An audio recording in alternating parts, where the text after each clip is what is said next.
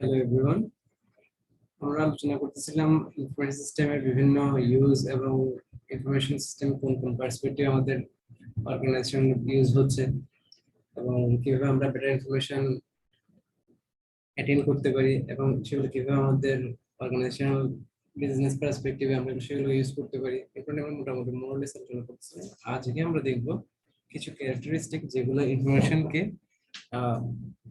Better information হিসেবে count করতে help করবে, কিংবা কোন একটা ইনফরমেশনকে আমরা দরকারি বলতে পারবো। যে ক্যারেক্টারিস্টিক গুলো থাকে তো সেগুলো নিয়ে আমরা আজকে একটু আলোচনা করবো।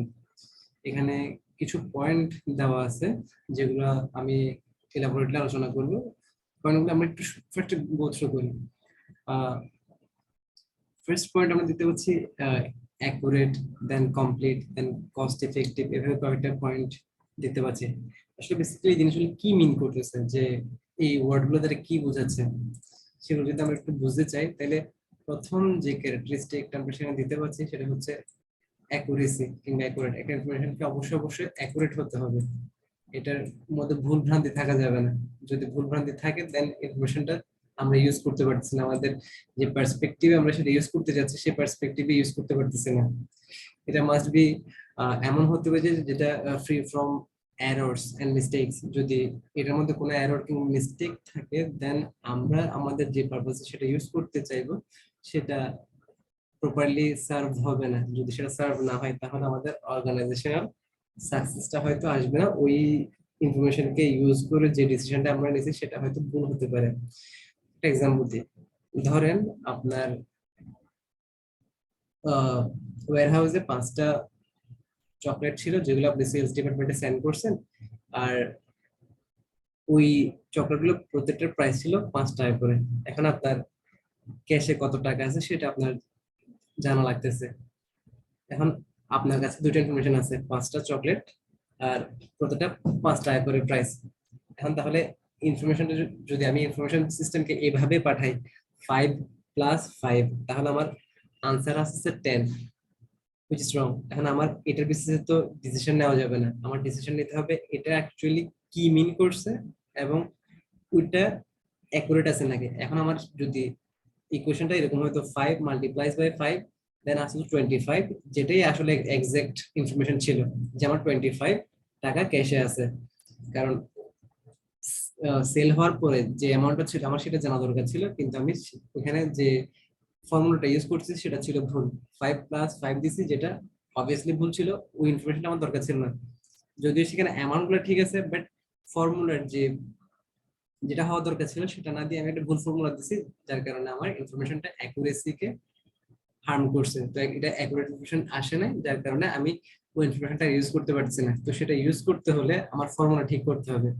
সো এই জন্য আমার ইনফরমেশন অবশ্যই অ্যাকুরেট হচ্ছে নাকি সেটা জানতে হবে, এবং যদি এই অ্যাকুরেসিতে কোনো প্রবলেম হয় দেন আলটিমেটলি কিন্তু আমি আমার ডিসিশন মেকটা ভুল ইনফরমেশন দিয়েই করব, যেটা থ্রুতে আগালে আমার হয়তো ভুল হওয়ার চান্স, ভুল তো অবশ্যই হবে, এবং বেসিক্যালি ওই থ্রুতে আগালে আমি ভুল ডিসিশন নিব।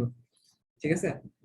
আচ্ছা, এরপরের পার্টটা হচ্ছে কমপ্লিট। পরের যে ক্যারেক্টারিস্টিক সেটা হচ্ছে কমপ্লিট। একটা ইনফরমেশনকে, ভালো ইনফরমেশনকে অবশ্যই কমপ্লিট ম্যানারে থাকতে হবে, কমপ্লিট একটা সেগমেন্টে পুরো জিনিসটা থাকতে হবে। যদি সেটাতে কোনো কোনো কিছু মিসিং হয় দেন আপনি কিন্তু ডিসিশন যেটা নেবেন সেটাও কিন্তু অ্যাকুরেট হবে না।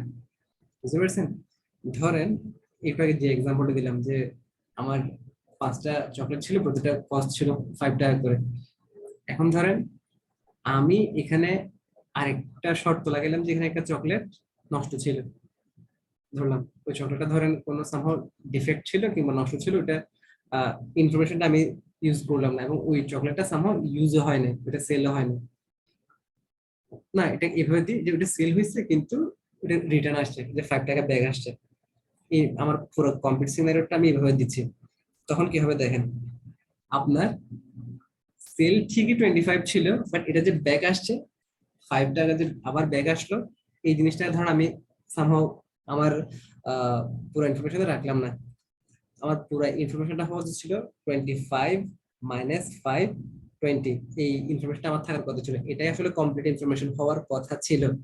বাট যখন আমি পুরো সিনারিওটাকে আনতেছি না, যখন আমি একটা পোর্শন বাদ দিচ্ছি, এই যে আমার একটা চকলেট ফেরত আসছে, কিংবা এটার কোনো একটা প্রবলেমের কারণে এটা রিটার্ন করছে, সেই ইনফরমেশন যখন আমি বাদ দিচ্ছি তখন আমি আবার একটা ভুল ইনফরমেশন পাইছি, এবং যেটাকে বেস করে একটা ডিসিশন নেওয়ার সময় আমার একটা ভুলে গেছে। ধরেন আপনার রিসোর্স, এই আপনার যখন ক্যাশ থাকতেছে 25 টাকা, ধরেন আপনি কোনো কিছু একটা অর্ডার করে ফেলেন যেটা প্রাইসিং হচ্ছে 25 টাকা, 25 টাকা পুরোটাই আপনি কোনো একটা কাজ ইউজ করছেন, সেই ক্ষেত্রে হবে কি, আপনার ক্যাশে যে আরো 5 টাকা একটু শর্টেজ হয়ে গেছে, ইনভেস্ট আপনার নাই, তখন আপনি যে আবার কোনো কিছু একটার জন্য 25 টাকা এক্সপেন্স হিসেবে দাঁড় করাইছেন, ওইটাতে আপনি আবার একটা ভুল করছেন।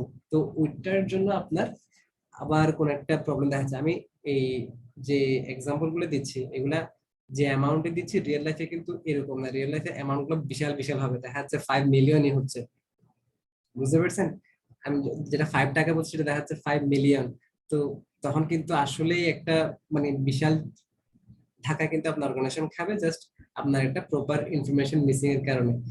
এই এই যে বললাম অ্যাকুরেটের জন্য আমি যে এক্সাম্পলটা দিলাম, কিংবা কমপ্লিট যে ক্যারেক্টারিস্টিকটাকে বোঝানোর জন্য যে এক্সাম্পলগুলো দিলাম, সেগুলো যদি জাস্ট 5 এর পরে আমি যদি শুধু মিলিয়নটা বসে দিই, তখন আপনারা আসলে এটার গুরুত্বটা বুঝতে পারবেন যে আসলে এটা কি মিন করে।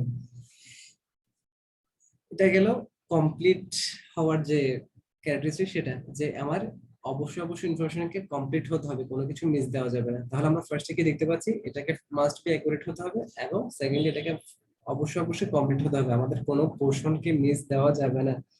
যদি দিই তখন আমার ডিসিশন মেক করতে ভুল হবে, ভুল হলে সেটা অর্গানাইজেশন একটা লস হিসেবে থাকতেছে। আচ্ছা, এরপর থাকতেছে কস্ট ইফেক্টিভ হওয়া লাগবে, আমার ইনফরমেশনকে অবশ্যই অবশ্যই কস্ট ইফেক্টিভ হওয়া লাগবে। এটা কখনো এমন হইতে পারবে না যে cost of obtaining that information exceed করতেছে বেনিফিট থেকে, কস্টটা এক্সিড করতেছে, তাহলে কিন্তু ইনফরমেশনটা দরকার নেই। ধরুন আপনার ইনফরমেশনটা নিতে চলে যাচ্ছে যে টাকাটা, সেটা বেনিফিট যেটা আপনি পাচ্ছেন এর থ্রু এটা হচ্ছে বেশি হয়ে যাচ্ছে, কস্টটা বেশি হয়ে যাচ্ছে, তাহলে তো আপনি এটাকে ইউজ করতে পারতেছেন না। আপনার অবশ্যই অবশ্যই কস্টটা বেনিফিটের চেয়ে কম হতে হবে, বেনিফিটটা অবশ্যই অবশ্যই হায়ার থাকতে হবে, বেনিফিট যদি হায়ার না থাকে দেন আপনি একটা লসে থাকবেন। অবশ্যই অবশ্যই এই ক্ষেত্রে কস্ট ইফেক্টিভনেসটা আমাদের জন্য খুবই খুবই জরুরি, এটাকে সামহাও আপনার এনশিওর করতেই হবে। আচ্ছা, এরপর হচ্ছে ইউজার ফোকাসড, যে আপনার ইনফরমেশনটাকে এমন ভাবে প্রেজেন্ট করতে হবে যেটা যে টার্গেট ইউজারদের জন্য আছে তাদের জন্য যেন এটা অপটিমাম হয়, বুঝতে পারছেন? ধরেন আপনি একটা ইনফরমেশন নিলেন, যে ইনফরমেশনটা হচ্ছে বেসিক্যালি আপনার অপারেশনাল ম্যানেজারদের জন্য, এখন আপনি যদি এটাকে সামহাও হায়ার ম্যানেজারদের জন্য প্রেজেন্ট করতে চান, তখন আপনার যেটা এটার পারপাস সার্ভ করার কথা সেটা সার্ভ করবে না। ধরেন অপারেশনাল ম্যানেজারদের জন্য ইনফরমেশন হচ্ছে যেগুলো খুব ডাটা বেসিসে, ধরেন 5টা প্রোডাক্ট সেল হয়েছে 5 টাকা করে, এই ধরনের অনেকগুলো ইনফরমেশন আপনি দিলেন। এই ইনফরমেশনটা বেসিক্যালি আপনার ধরেন এটা দরকার হচ্ছে অপারেশনাল ম্যানেজারদের জন্য। এখন এই ইনফরমেশনটা আপনি সেন্ড করছেন যে সিনিয়র ম্যানেজারদের জন্য, যারা ডিসিশন মেক করে, তারা ইনফরমেশনটা দিয়ে কি করবে? তাদের তো ইনফরমেশনটা দরকার নাই, তাদের ওই ইনফরমেশনের সাথে দেখা যাচ্ছে অন্য অনেক কিছু, ওই ইনফরমেশনের সাথে অন্য অনেক কিছুকে অ্যাড করতে হয়, কাস্টমাইজ করতে হয়। অপারেশনাল ম্যানেজমেন্ট, অপারেশনাল যে সেক্টরটা থাকে, ওরা এই ইনফরমেশন গুলোকে অনেকভাবে কাস্টমাইজ করে একটা এমন একটা শেপে নিয়ে আসে যেটা হায়ার ম্যানেজমেন্টরা ইউজ করতে পারবে। আপনি দেখাচ্ছে ওই কাস্টমাইজ করার আগে ইনফরমেশন তাদেরকে দিচ্ছেন, তাহলে কিন্তু আপনার প্রপার জায়গায় প্রপার ইনফরমেশনটা যায় নাই, ইউজার ফোকাস ছিল না, আপনার ইনফরমেশনে একটু ভুল রয়ে গেছে, আপনি প্রপার প্লেসে প্রপার ইনফরমেশনটা দিতে পারেন নাই। সো আমার ইনফরমেশনটা এমন হওয়া লাগবে যেন এটা প্রপার ইউজারকে সার্ভ করতে পারে, ঠিক আছে? আচ্ছা, এরপরের পার্টটা হচ্ছে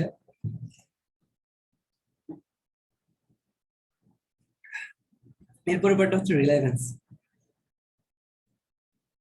আপনার ইনফরমেশন অবশ্যই অবশ্যই রিলেভেন্ট হইতে হবে, আপনার রিসিপিয়েন্টের জন্য অবশ্যই অবশ্যই ইনফরমেশনটা রিলেভেন্ট হতে হবে। ধরেন আপনার কোন একটা প্রবলেম অ্যারাইজ হলো, আমি একটা এক্সাম্পল দিয়ে বাকি সবগুলো পয়েন্ট বুঝাচ্ছি। ধরেন আপনার যে একটু আগে বললাম 5টা চকলেট আছে 5 টাকা করে, তো এখানে আপনার 25 টাকার একটা ক্যাশ আপনার কাছে আছে, এটাই হচ্ছে আপনার ইস্যু। তো ধরেন একটা ইস্যু এরাইজ করলো এরকম যে সেলসে কোনো একটা প্রবলেম হয়েছে, এখন আপনি ফাইন্যান্সের এই ইনফরমেশনটা তো তাদেরকে দিয়ে লাভ নাই, বুঝতে পারছেন? রিলেভেন্সটা নাই। আপনি তাদেরকে দেখা যাচ্ছে অন্য কোনো একটা ইনফরমেশন তাদের দরকার, যে কাস্টমারদের ট্রেন্ড কোন দিকে যাচ্ছে, কাস্টমাররা কোন টাইপের প্রোডাক্ট চাচ্ছে, এই ধরনের কোন একটা ইনফরমেশন তাদের দরকার, আপনি তাদেরকে ইনফরমেশন দিচ্ছেন, এটা তো রিলেভেন্সটা কিন্তু নাই। আপনার ইনফরমেশনটা অবশ্যই অবশ্যই অবশ্যই রিলেভেন্ট হইতে হবে, যে প্রবলেমটা অ্যারেজ করতেছে তার সাথে রিলেভেন্ট হতে হবে। এখন সেলস টিম যদি আপনার ফাইন্যান্সের এই ইনফরমেশনটা নেয়, তাহলে তো তারা তাদের প্রবলেম সলভ এটা কিন্তু কাজে আসতেছে না। তাদের যে ইনফরমেশন দরকার, ধরেন তাদের ট্রেন্ড নিয়ে কোনো একটা ইনফরমেশন দরকার, আপনি সেই ইনফরমেশন না দিয়ে যদি ইনফরমেশন দেন, তাহলে তারাও কিন্তু প্রপারলি ডিসিশন মেক করতে পারবে না, এবং আলটিমেটলি কিন্তু অর্গানাইজেশন একটা লসই ক্রিয়েট হবে আর কি। সো আমাদের রিলেভেন্সটা অবশ্যই অবশ্যই এনশিওর করতে হবে যে এটাকে আসলে সেই প্রবলেমের সাথে রিলেভেন্ট নাকি, এবং আমাদেরকে সেই বেসিসে ইনফরমেশন গুলাকে অ্যাটেন্ড করতে হবে। আচ্ছা, আরেকটা হচ্ছে এরপরের পোর্শনটা হচ্ছে অথরিটেটিভ, যে আমার ইনফরমেশনটা আছে সেটার অথরিটি কি প্রপার নাকি।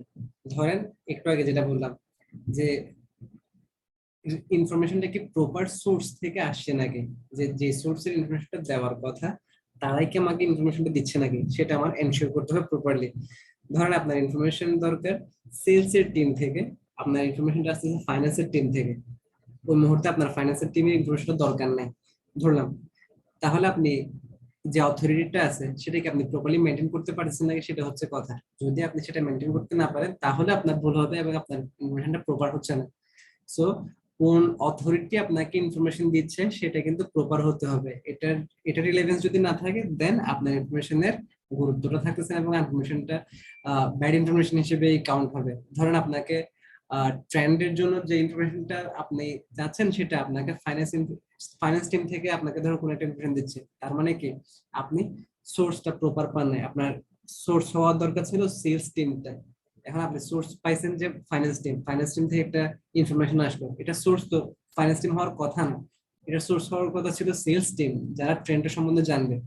তো আপনি যদি ওদের কাছ থেকে ইনফরমেশন না নিয়ে ফাইন্যান্স টিম থেকে ইনফরমেশন নিতে চান, তাহলে তো আপনার ভুল হবেই। এবং ওই ইনফরমেশন যে একটা প্রপার সোর্স থেকে আসে না, সেটা কিন্তু একদম ক্রিস্টাল ক্লিয়ার। সো আপনার অথরিটি কিন্তু প্রপারলি মেনটেন করা লাগবে এবং তাদের সোর্স যে প্রপার সেটা এনশিওর করতে হবে, বুঝতে পারছেন? লাস্টলি আমাদের ইনফরমেশনটা টাইমলি হইতে হবে, কারণ ইনফরমেশন এমন অনেক সময় ইনফরমেশন মানে খুব টাইম সেন্সিটিভ হয়, যে ইনফরমেশনটা যখন দরকার তখন না দিয়ে যদি এর পরে দেয়, তখন দেখা যাচ্ছে এই জিনিসটা ইউজ প্রপারলি করতে পারতেছি না। ধরেন আমার ইনফরমেশনটা দরকার যে এখন, আপনি আমাকে ইনফরমেশন দিলেন 7 দিন পরে, তো এখন যে আমার একটা ডিসিশন মেক করতে হচ্ছে সেই জায়গাতে তো আমি ভুল করে ফেলতেছি, তখন কি হবে?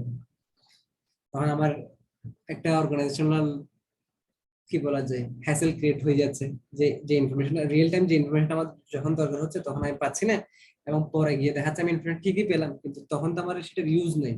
আমার ইনফরমেশনটা প্রপার টাইমে তো ইউজ করতে হবে, যদি ওই টাইমটা আমি এনশিওর করতে না পারি তাহলে আমি আনসাকসেসফুল হব, আমি দেখা যাচ্ছে প্রপার ডিসিশন মেক করতে পারবো না এবং আমার সাকসেস আসবে না।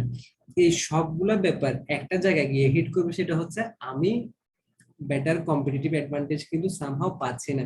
আমার অর্গানাইজেশনের যে জিনিসগুলো আমার পাওয়ার কথা ছিল, অপারেশনাল এক্সেলেন্স থেকে শুরু করে ইমপ্রুভ ডিসিশন মেকিং থেকে শুরু করে এভরিথিং, আমার যেগুলা গুড ইনফরমেশনের থ্রুতে পাওয়ার কথা ছিল সেগুলো কিন্তু আমি পাবো না যদি আমার ইনফরমেশনে এই ক্যারেক্টারিস্টিক গুলো না থাকে।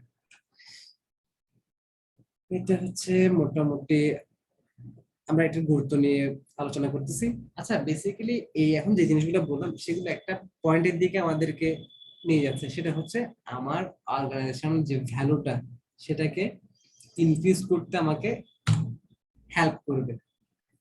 এই জিনিসগুলো যদি প্রপার হয় তাহলে আমার ভ্যালু সামহাও আমি এনহ্যান্স করতে পারবো, এটাকে সামহাও আমি বাড়াতে পারবো। এখানে ভ্যালু যখন ওয়ার্ডটা নিয়ে আসতেছি তখন আমরা একটু কনফিউজ হয়ে যাই যে আসলে ভ্যালু কি।